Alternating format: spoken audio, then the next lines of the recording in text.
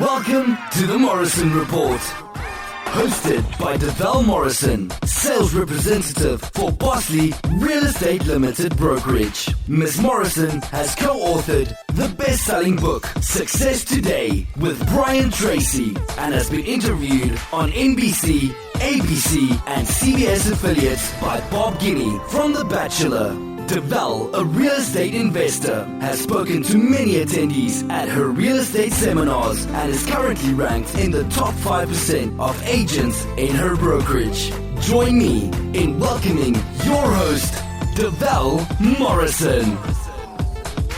Welcome to the Morrison Report. I wanted to create a podcast that would give people insights into the Toronto real estate market. You can follow me on Twitter and Instagram at Deval Morrison or like my business page on Facebook. Thank you, everybody, for joining us today. Today we have with us Alan Carson, who is the owner and president of Carson Dunlop Home Inspections. And they're definitely one of the home inspection go-to companies that I go to when my clients need a home inspection. So I thought it'd be really interesting to have Alan with us today to tell us a little bit more about home inspections. Alan, welcome today. Deval, thanks very much for the invitation. Awesome. Can you tell us a little bit about your company and what you do and how long it's been around?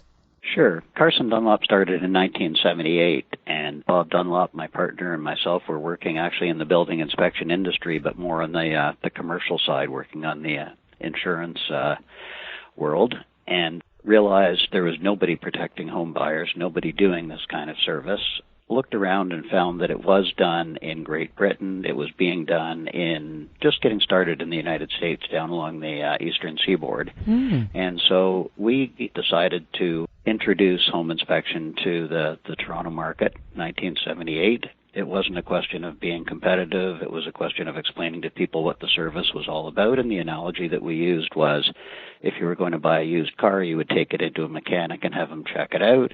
If you're buying a resale home, doesn't it make sense to do something similar? So that message resonated, and we kind of started there and have kept on going. And right now our company is made up, I say Carson Dunlop is like a table with four legs. So the one leg is the home inspection business where we started, and then we have another company that does commercial inspections. Then we also have an education side, and we train home inspectors across North America. And we have a report writing software system that thousands of home inspectors use across North America as well. So those are the four legs on our table. Awesome. That sounds great. Obviously, that would keep you very, very busy. So tell us a little bit more. What does a home inspection do? In a nutshell, home inspections are really designed to help keep people warm, safe, and dry. A home inspection is what we call a performance evaluation of the condition of the home. And so our goal is to determine whether the systems and components are performing their intended functions. Are they doing what they're supposed to be doing? And a home inspection identifies systems that aren't working properly or things that are near the end of their life. Interesting. Okay, that's good to know. So, Alan, why do you think someone should consider getting a home inspection, whether it's a home buyer or a home seller? Well, a home inspection helps people make informed decisions about their home. And they say that knowledge is power. And so whether you're buying or selling, having that information at your fingertips provides pretty incredible value. We also think that the home inspection and the home inspection report are two parts of an entire thing. And we really encourage our clients to come through the inspection when we perform it with our consultant on site. In a lot of ways, the home inspection is like a 2.5-hour customized course in home ownership. Yeah, so we're going to help you own, maintain, and operate the house. Yeah, that definitely makes a lot of sense. I know that sometimes when my clients come through, it's like that way they get an opportunity to ask questions. They get an opportunity to really kind of learn more about the house, especially for a lot of first-time home buyers that are coming from condos. It's really important for them to get to know a little bit more about their house and how it works. So I could see that makes a lot of sense. Now, do you think a buyer should get their own home inspection if a seller has already done one, or do you think it's okay for them to rely on the seller's home inspection? Well, if the sellers have done a home inspection report that's from a reputable company, that's very useful indeed. However, we still recommend that all buyers get an on-site review with the home inspector who performed the inspection for the seller. And at Carson Dunlop, when we do the inspection for the seller, we make a on-site review available for the buyer at a nominal fee that's typically about half or a little bit less than half the cost of a regular home inspection. Right. Because we think it's important for the buyer to get to know the house, and we talked about the value of that walkthrough and understanding it. So the home inspector can explain the report, explain the issues and recommendations in the report, and also show the client where to do things like change the furnace filter, turn off the water, turn off the electricity in emergency, and so on. And so I think that makes a lot of sense. The other situation is if the buyer is unsure about the seller's inspection report, they may get their own inspector to come through and a different inspection, and we encourage people to do that as well. Two heads are better than one in a lot of ways, and a second inspector will have a slightly different set of findings than the first. And people are sometimes surprised at that, but I think we should point out that a home inspection is really a sampling exercise, which is to say the home inspector doesn't inspect every electrical outlet, every window, every item every roof shingle, every piece of siding, or every brick on the exterior of the house. So two different inspectors will do samples of two different areas and come up with somewhat different results. So all the big stuff will be the same. Some of the little stuff will be different, and that's to be expected. So I don't think it's a bad thing for a home inspector to go through and provide a second opinion when there's a seller's report already available. Right. I would agree with that, because I certainly do encourage my clients that if there is a home inspection already done, to get their own, just because, the seller's inspector might have missed something, and sometimes I'm not familiar with who that particular inspector is or that company is. So I do feel that it's better comfort for my home buyers to get their own inspection done to make sure that everything was found, because I feel like sometimes some things can get missed along the way. And you're right, two heads are better than one. It makes sense. So what would be the worst thing that you think a homeowner can find during a home inspection? Well, I'm going to say the biggest thing is a significant structural problem. So in a worst-case scenario, the house might have to be substantially resupported, and even that can be challenging if there are poor soil conditions, for example, on the property. And in some cases, it's actually more cost-effective to tear down and rebuild, and we certainly had that happen in some areas of Toronto. The good news is that serious structural problems are rare. They're not common, but if you ask about the worst, that's definitely it. Got it. That makes sense. The other thing that, I tend to see a lot when I'm sort of viewing houses with clients is, sometimes you can see moisture. So how can you tell if there has been moisture in the home, and why is moisture in the home so bad? Well, that's a great question. Water is definitely the number one enemy of homes. And where does it come from? It comes in through leaky roofs, through openings in walls, windows, doors. It comes in through leaky plumbing or heating systems.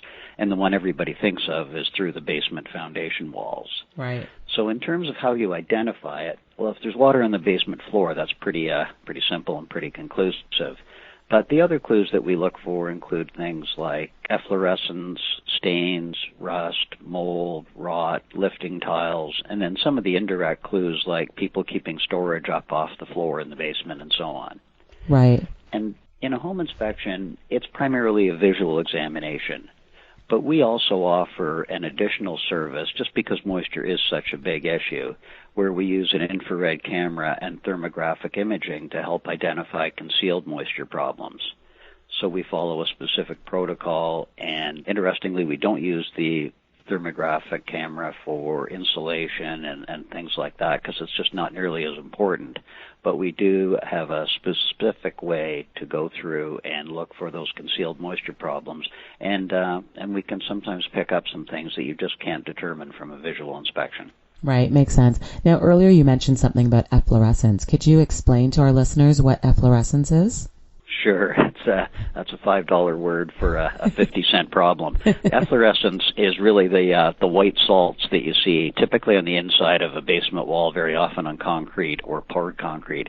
And it's white, and some people think it's a white mold, but it's actually just salt deposits. And what happens is, as water leaks through the foundation, it'll actually dissolve the salt in the concrete. And then when the water comes to the inside surface of the wall, it evaporates off. but the salt doesn't evaporate with it. It gets left behind as little crystals. So you'll see that white kind of crystally powdery stuff on the inside of the foundation. Tells us that we've had some moisture coming through, and as I say, the $5 word is efflorescence. Got it. That makes sense. Now, how can you tell if there's, let's say, knob and tube wiring, and what's so wrong with it in a house? That's another great question, and everybody is interested in knob and tube wiring. And just to give you a frame of reference, knob and tube wiring was used up until about 1950 in Toronto. In terms of identifying it, it looks very different from the modern two-conductor cable we use today. In the modern cables, we have the black and the white wire all wrapped up in a single plastic sheathing. So when you look at a wire, you see what is really a bundle of two wires plus a ground wire. Now, the older knob and tube wiring, the black and white wires were separate, and they were run side by side. So they look smaller, and instead of being wrapped in a plastic jacket, they're wrapped in cloth. So the black and the white wires are cloth covered, and they often don't look very black or white anymore. They usually have about 50 years of dust and so on them, so they kind of look a dull, dirty gray. Now, interestingly, the big advantage of the modern two-conductor cable is that it's faster and less expensive to install. And a lot of people don't understand this, but knob and tube wiring stopped being used around 1950, as I say, not because it was bad wiring, but because the modern cable was so much faster to install. And if you think about it, when the black and white are all in one cable, you only have to pull one cable through to wire a house. Whereas with the knob and tube, every time you had to run a circuit for a light or an outlet or a switch, you had to run two wires to it. So it was twice as much work to wire the house. So actually, knob and tube wiring is pretty darn good wiring. And I've still got it in my house. I keep a pretty close eye on it. Really? And you know what? It performs really well. Absolutely. So, I mean, it's funny that I guess the reason why I'm sort of like really is because I know with a lot of my clients, if they purchase a house with knob and tube, the insurance company usually says, okay, you've got 30 days to get rid of this, all the knob and tube out of the house. Absolutely. And insurance companies are nervous about it. And yet, if I ask an insurance company to tell me about how many claims they've had as a result of fire due to knob and tube wiring, I have never had an insurance company be able to show me one. It's amazing. It's one of those things that is got a stigma to it that is a little hard to understand from my perspective. Now, I think in the insurance company's defense, you can say, hey, anything that is old in a house, and not old, is probably not in great shape. So when you think back to 1950, we're talking 66 years. And so how can the wiring possibly be in good shape? Right. Well, I'm going to tell you that copper was in the ground for probably several million years before it was mined and turned into wire. So the copper's not going to deteriorate unless it's been abused or poorly installed, damaged somehow. The cloth insulation on it can deteriorate. The other argument that you have for new wiring versus old is that the modern cables have that extra ground wire in them that knob and tube wire doesn't. And the purpose of the ground wire is kind of an emergency safety route. In case electricity gets where it's not supposed to be, the ground wire can help keep you from getting an electric shock. But it's complicated and it's an enhancement, and the electrical codes keep changing. We keep making wire better and better all the time, and we add more safety features. But inherently, I'm still a pretty big fan of knob and tube wiring as high-quality wire, properly done, and everything done today just seems to be not quite as well executed.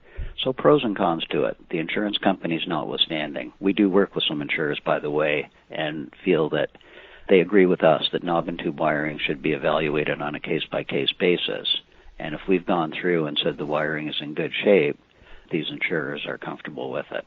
So it's the exception to the rule, and it's kind of bucking the system, but it does make a certain amount of sense. Huh, that's good to know, actually. That's very good to keep in mind for me and my clients, for sure. Tell us about some other issues that might happen around the house, like with the foundation. So how can you see if there are issues with the foundation of a house? Well, it's funny because almost every foundation has some cracks, and people can be very concerned when they see a crack, and even in a relatively new house. And those cracks are, in most cases, not serious at all. They will very often be the result of shrinkage of the concrete shortly after the home was built. They can sometimes be due to a little bit of settling of the disturbed soil. when you're looking at a finished basement, it's pretty hard to see those because the foundation walls are going to be covered with drywall or paneling. What we look for are things like floors that slope and floors that sag. And it's maybe worth just pointing out the difference. A sagging floor in an old house is pretty common because the joists over the period of years with the